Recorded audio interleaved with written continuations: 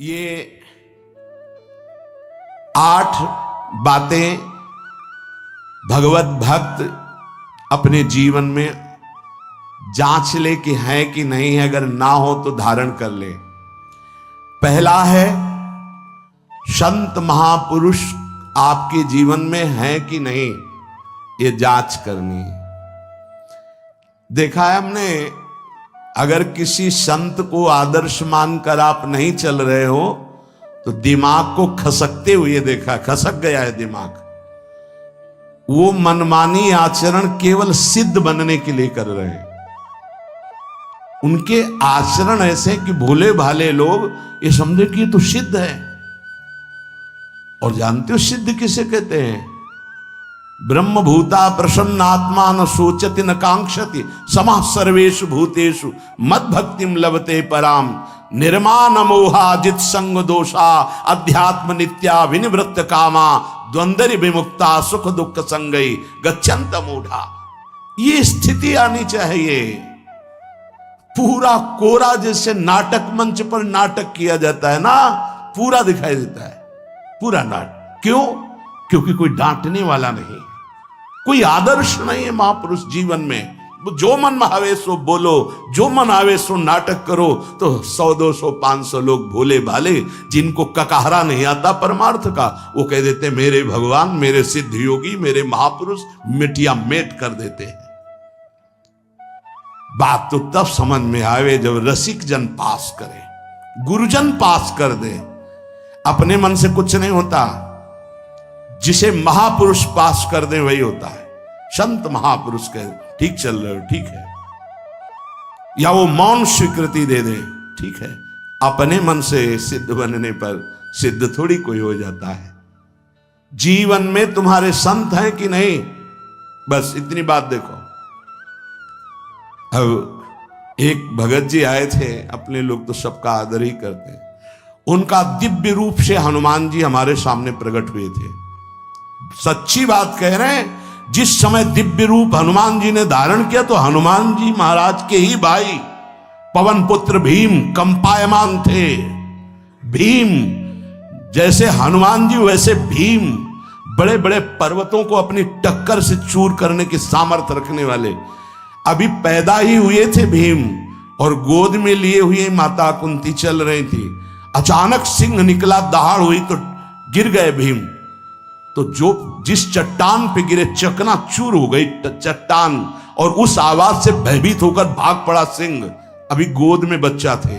वो भीम जिस समय प्रार्थना की कि भैया मैं तुम्हारा वो दिव्य रूप देखना चाहता हूं, तो उनका काहे को तुम व्यर्थ में ऐसा तुम नहीं देख पाओगे। तो उनका हमारी लालसा है, आपका छोटा भाई हूं। तो पट्टहास किया हनुमान जी का वो दिव्य रूप कि कंपायमान होकर कह रहे थे, हे वायुपुत्र, हे पवन पुत्र, तुम अपने रूप का संवरण करो, मेरी सामर्थ्य नहीं। और वो व्यक्ति ऐसे कह रहा, मैं दिव्य हनुमान। हम कह रहे पाखंड मत करो, ठीक से चलो तो ये सब भगवत स्वरूप अनुभव में आ जाएंगे। ठीक से चलो, बड़ा विचित्र स्वरूप है। जब तक जीवन में कोई संत नहीं, तो हम ये देख रहे हैं कि वो जीवन या तो पाखंड में सकिल जाएगा, और या तो व्यर्थ के चिंतन में फंसा हुआ अपने को मान लेगा कि मैं सिद्ध हूं। आपका शब्द, आपकी दृष्टि, आपकी चेष्टा, तस्मात् शास्त्रम प्रमाणम ते, तब सिद्ध माना जाता है। बहुत सिद्धों के दर्शन हुए, गंगा किनारे सिद्धों का हमने कभी नहीं देखा ऐसा प्रमादी। सिद्ध प्रमादी नहीं होता। 95 वर्ष की आयु पूज्य स्वामी श्री ओंकारानंद सरस्वती जी महाराज 4 बजे एक अपने निज जन से कहते, वो स्वेटर पहना दीजिए। बोले स्वामी जी अभी तो धूप है। नहीं, अंदर अभी जाएंगे, चिंतन में विक्षेप होगा, हमारे पास समय नहीं, डाल दो शरीर में। अब इसका एक साधारण शब्द हुआ, इसका प्रभाव इतना पड़ा कि इतनी अवस्था में इतने चिंतन परायण की स्वेटर पहनना है, ये स्मृति बाधा ना पहुंचा पावे, डाल दो शरीर में। कितना सूक्ष्म। बड़े बड़े महापुरुषों को देखा है, अपने ब्रज के प्रेमी जनों को और ब्रह्मबोध संपन्न दोनों महापुरुषों को। किंचन मात्र कहीं भी कोई भी शास्त्र विपरीत शब्द नहीं, एक सेकंड की चेष्टा नहीं पाई शास्त्र विरुद्ध। और यहां शास्त्र में है ही नहीं, हो वैसे सिद्ध हो रहे हैं। क्यों? क्योंकि जीवन में किसी आदर्श महापुरुष का अंकुश नहीं। अगर किसी संत का भय तुम्हारे जीवन में नहीं है तो ये माया रौन देगी, पक्का समझ लीजिए। कोई महापुरुष तुम्हारे ऊपर अंकुश लगाने वाला हो। तो इसीलिए जो देहाभिमानी जी होते हैं भाग पड़ते हैं, क्योंकि उनकी सिद्धावस्था में वो बाधा पहुंचाएंगे गुरुजन। असली सिद्ध बनो, नाटक नहीं, तो भाग पड़ते हैं। और जो गुरुजनों की शरण में रहता है वो परिपक्व भगवत प्राप्त महात्मा बन जाता है। इसलिए पूज्य बाबा कह रहे, पहला, किसी महापुरुष का अनुशासन है कि नहीं। प्रगट में अनुशासन जरूरी है, प्रगट में अनुशासन जरूरी है। नारदानंद सरस्वती जी महाराज नैमिषारण्य के पीछे आए थे, कुछ परिक्रम उन्होंने बताया। अब वो पधार गए जो वहां के अधिकारी बनाए गए, विवेकानंद जी। नए वस्त्र धारण करके आ गए। सदुवई में मना है, यदि ऊपर का नया वस्त्र हो तो नीचे का पुराना और मलिन होना चाहिए। अगर नीचे का तो फिर ऊपर का पुराना मलिन। मैच नया, क्रीच एकदम, ये सब साधुता के कुछ नियम होते हैं, साधुता की एक मर्यादा होती है। तो वो दोनों नए पहन करके आ गए, भूल हो गई उनसे। देखा शिष्य। और नैष्ठिक ब्रह्मचर्य में सफेद कपड़े पहनाए जाते, तो और वो खिले हुए ऐसे बांधे ऐसे सुंदर। उनकी दृष्टि गई। लाख लाख जहां बैठकर सत्संग सुनते हैं स्वामी श्री नारदानंद सरस्वती जी, बड़े ही महापुरुष थे, अपार भीड़। और सत्संग के बाद 1 घंटा सबको एकांत चिंतन करो। क्या वहां ब्रह्म ज्ञान का सत्संग होता था। प्रातःकालीन बेला पे जैसे अपने यहां सत्संग होता है, वहां थोड़ा विलंब होता था, 5:30 बजे। जो निज जनों का वो योग वासिष्ठ से कैसे तुम्हें बताएं, जो उस सभा में बस यही लगता है कितनी जल्दी देह राख छूटे और अपने स्वरूप में महापुरुषों का वचन का प्रकाश होता है। एक सत्संग होता था सामूहिक सब लोगों का, एक होता था पर्सनल, जो दिव्य साधक हैं केवल वही बैठ सकते हैं, अन्य नहीं। ऐसे पूज्य बाबा के यहां भी एक होता था पर्सनल ज्ञान का और एक होता था सामूहिक प्रवचन।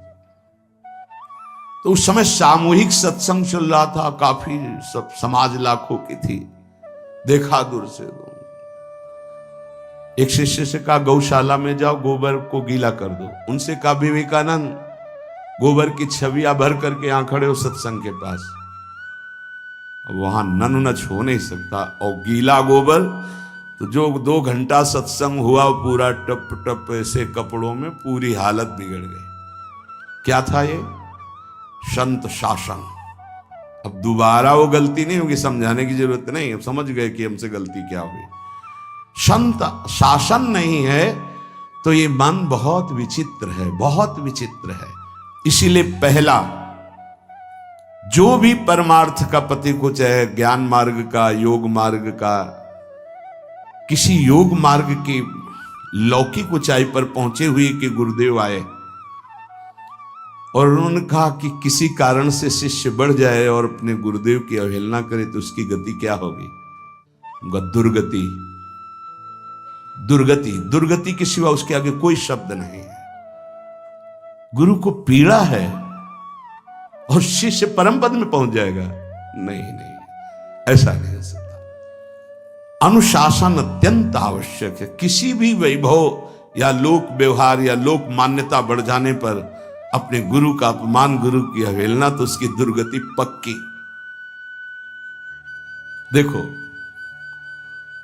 ये मन है, ये इंद्रियां हैं, ये अहम है, ये केवल गुरुदेव से ही वश में आता है, दूसरी जगह नहीं आता। क्यों? क्योंकि दूसरी जगह उत्तर देने का अवसर है। दूसरी जगह हम नहीं मानते तुम्हारी बात, लेकिन वहां ना उत्तर है और ना नहीं मानते, केवल वहां मिटना ही मिटना है।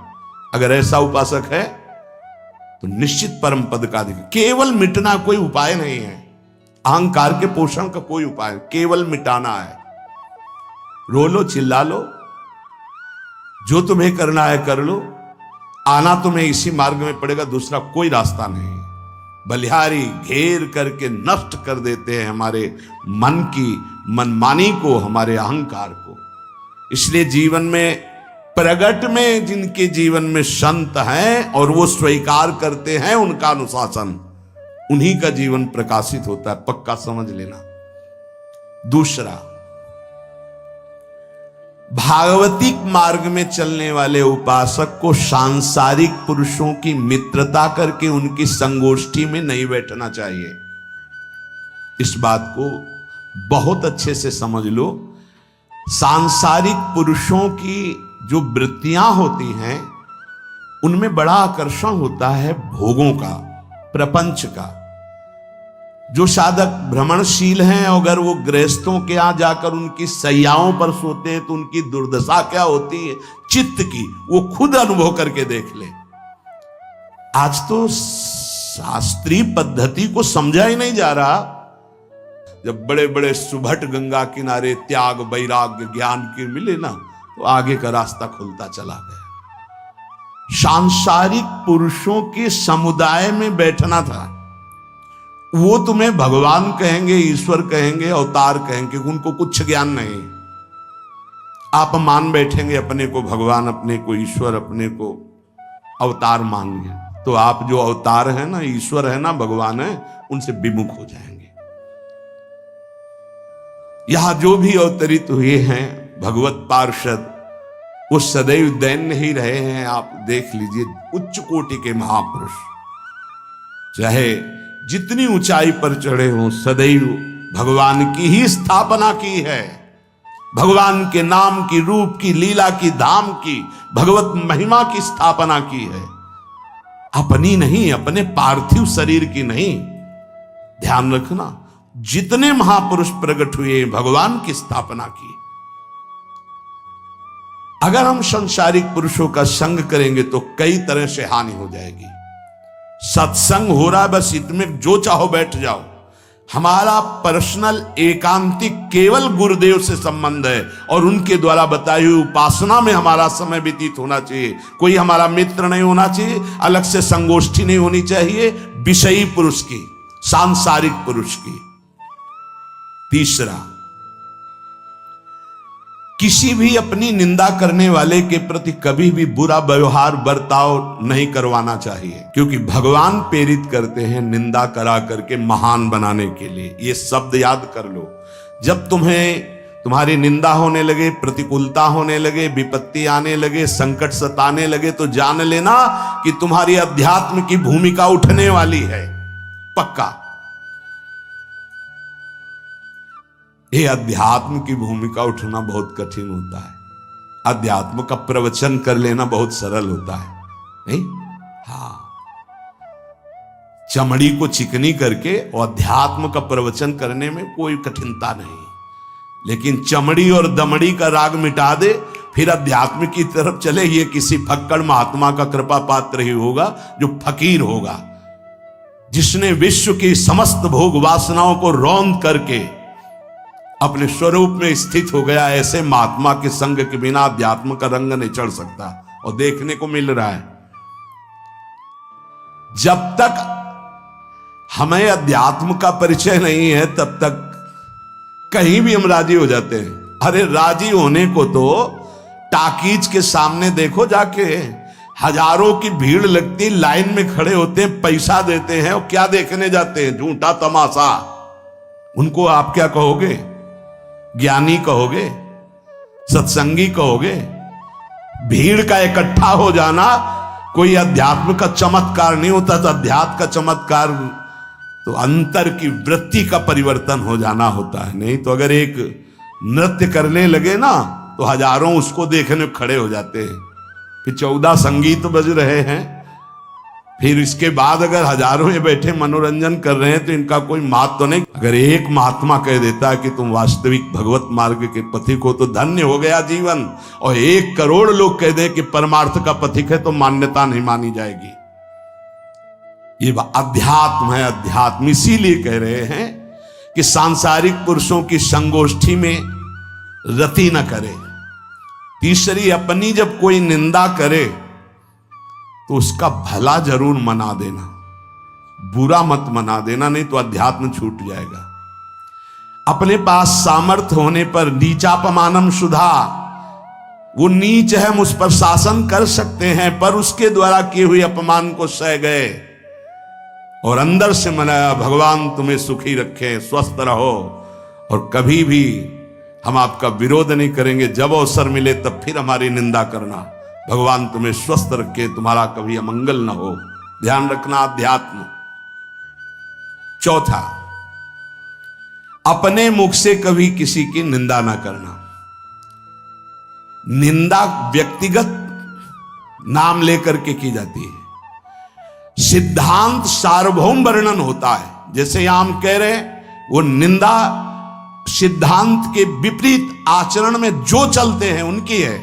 कौन है? नाम नहीं है, रूप नहीं है। सिद्धांत में चलना एक ये मार्ग है, सिद्धांत से बिलक चलना ये पाखंड है। पाखंड और दंभ की निंदा होती, और सत्य की कोई निंदा करे तो वो प्रकाशित होता है। सत्य निंदा से ढकता नहीं। जैसे कोहरा थोड़ी देर के लिए सूर्य को ढकने का नाटक कर सकता है, लेकिन सूर्य जब प्रकाशित होगा तो कोहरे की धज्जियां उड़ जाएंगी। पांचवा, मान लेने की इच्छा का त्याग करके अपने समीप जो भी आवे, छोटा बड़ा सबको प्यार और मान देना। ये 8 अच्छे उपासक में सब लक्षण पाए जाते हैं। दूसरों को मान देने का स्वभाव रखना, चाहे छोटा बच्चा ही क्यों न हो। ये नहीं कि धनी मानी बड़ा आकर के धन राशि दे रहा है तो उसका सम्मान हो रहा है, और छोटा प्रणाम कर रहा है उसकी तरफ देखा भी नहीं जा रहा। नहीं, बच्चे से लेकर कोई भी सबको एक ही प्यार की दृष्टि से देखना, भगवत भाव से देखना। अपने को मान रहित और दूसरों को मान देने का स्वभाव बना देना। छठवां, अपनी इंद्रियों को सदाचार परायण रखना। इंद्रियां ये सदैव व्यभिचार की तरफ भागती हैं। नेत्र व्यभिचार दोष, बार बार दूसरों के प्रति देखना आकर्षणकारी, कैसा भी दोष अंदर का भाव हो, नेत्र दोष। दूसरों की बातें सुनना, श्रवणेन्द्रिय दोष। वाणी से दूसरों की चर्चा करना, वाणी, ऐसे हर इंद्रिय अपने व्यभिचार में जाना चाहती है।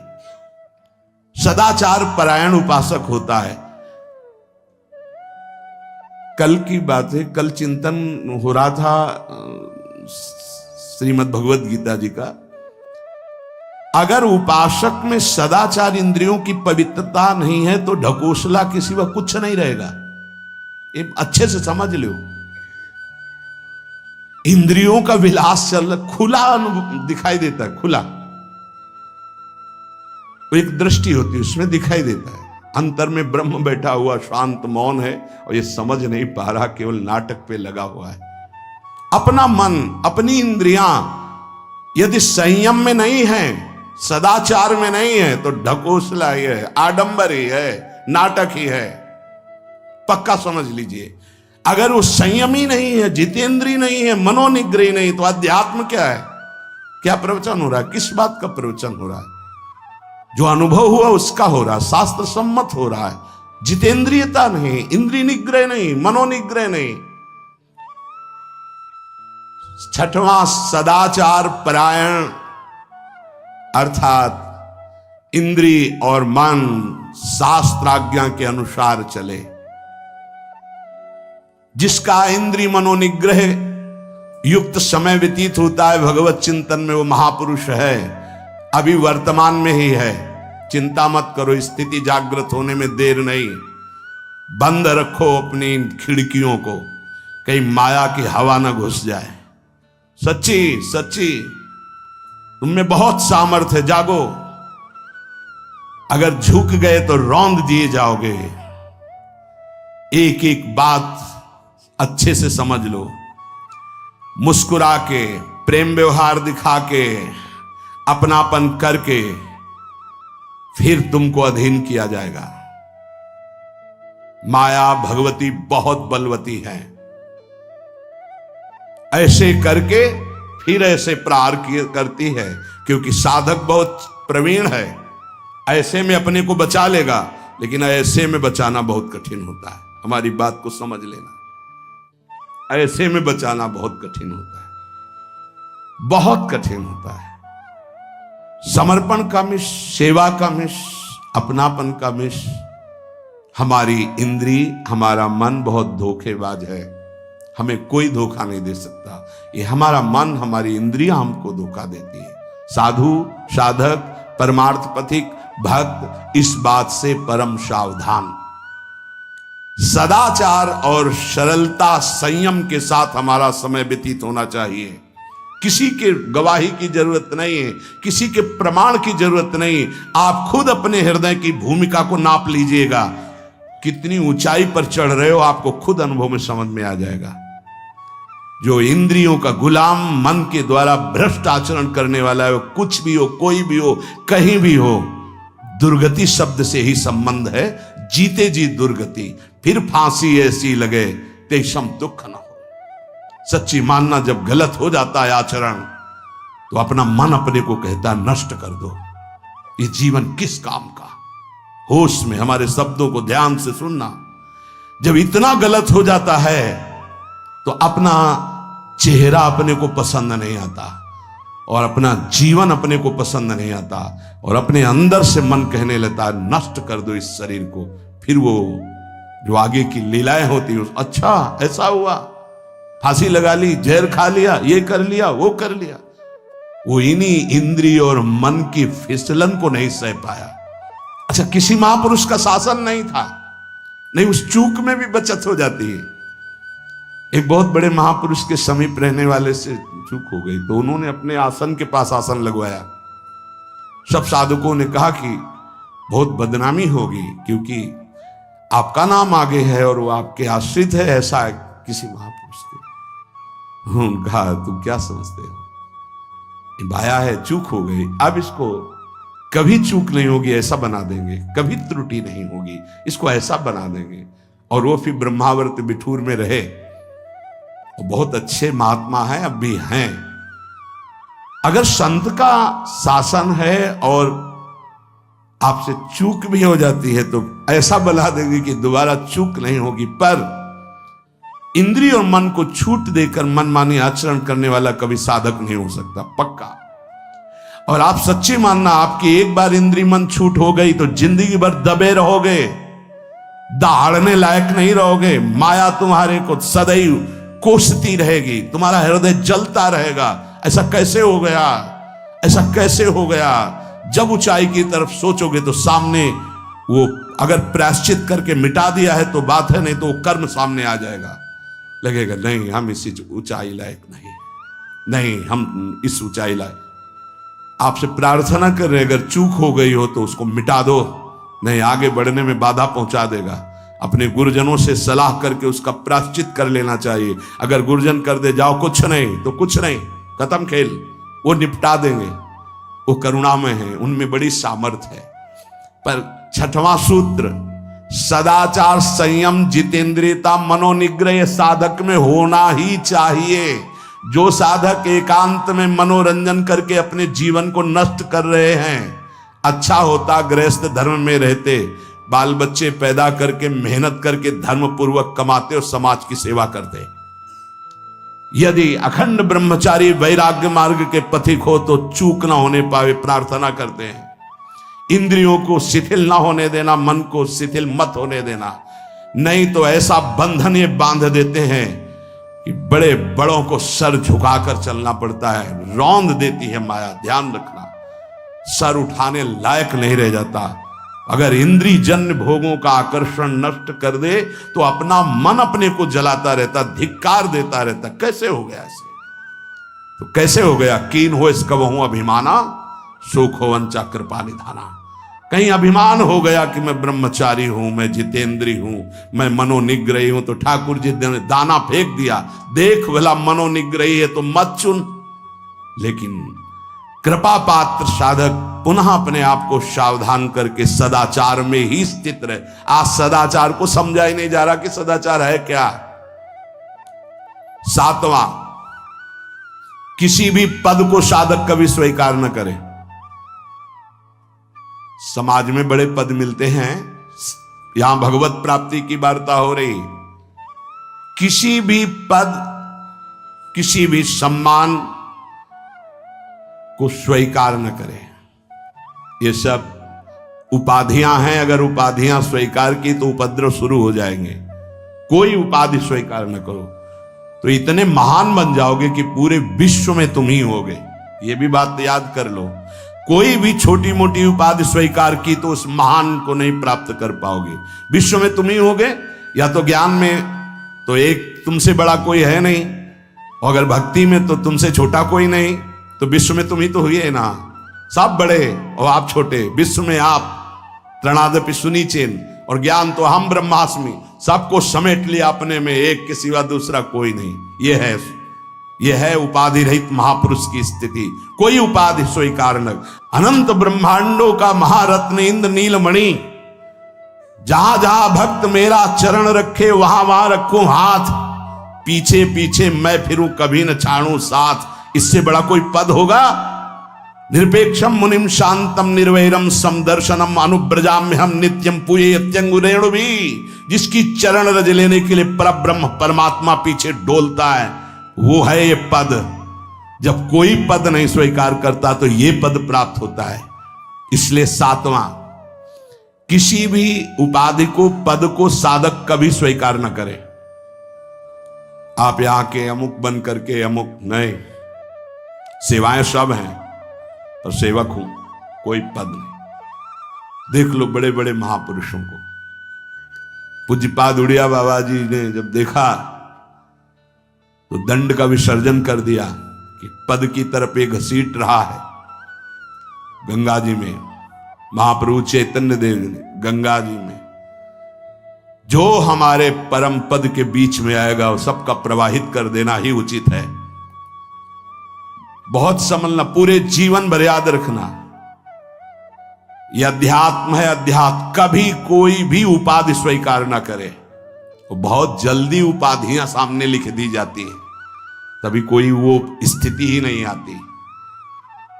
उपाधि, हमारे ब्रजमंडल में एक से एक महापुरुष हुए हैं।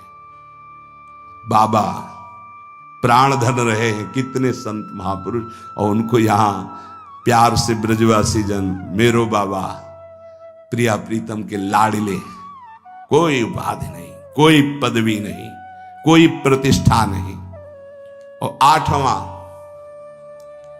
ये आखिरी, किसी भी परिस्थिति में अपने आराध्य देव का चिंतन ना छूटने पावे। पूर्णता ये तभी हो सकता है जिसके जीवन में ये 3 बातें हैं। आखिरी वाली बात, किसी भी परिस्थिति में अपने लक्ष्य का चिंतन न छूटने पावे। ये 3 बातें जिसके जीवन में हैं तो ये आखिरी बात पूर्ण होगी। आखिरी और पहली 2 बहुत जोर की बात थी। पहली थी किसी संत महापुरुष का शासन, और पूर्णता आई किसी भी परिस्थिति में अपने लक्ष्य का चिंतन न छूटना। बीच में अपने आप सब आ जाएगा।